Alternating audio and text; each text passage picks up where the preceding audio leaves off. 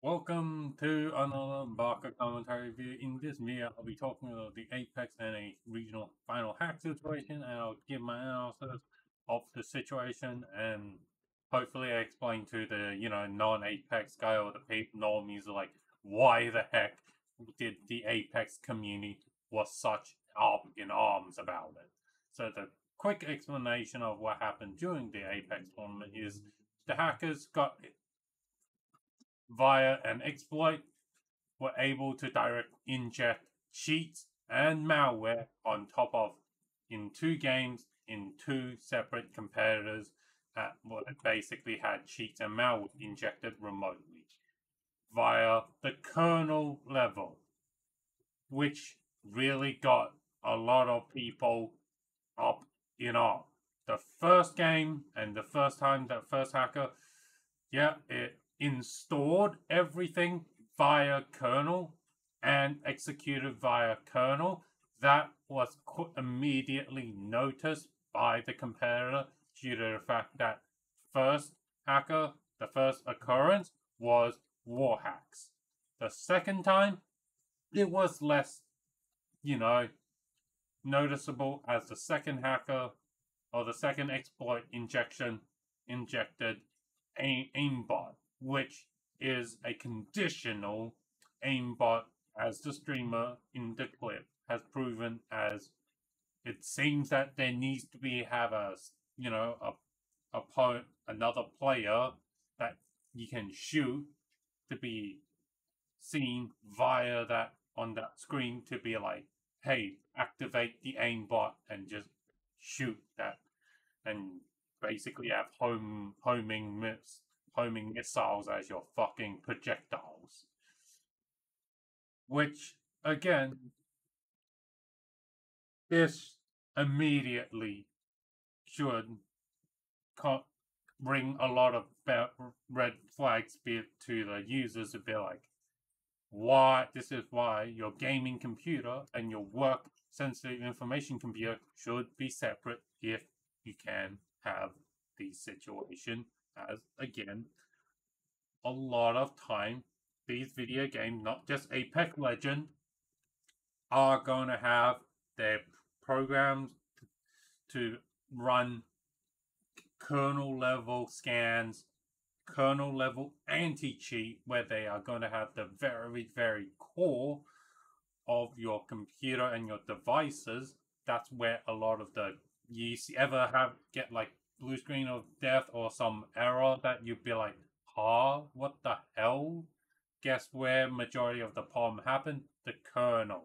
This is why the community was really, really up in arms when they realize it's a freaking kernel attack, or the kernel compromise caused a lot of these kerfuffle, as the kernel is a very, very sensitive, needs to be in a very controlled environment if you decide to interact with it, because if you do one little mistake, guess what? The whole thing could collapse. The whole device is now considered, if you do one little thing, the whole one little palm could sprout into really, really big palm, which again, thankfully for this thing, it didn't seem to lead in any major palm, other than the fact that that whole day of final is basically scrapped and there was no haha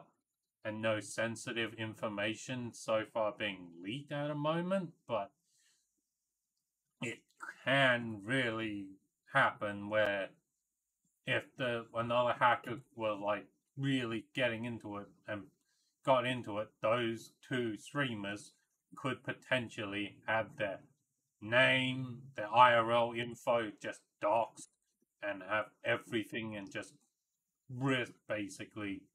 Yeah, that's not really, really good.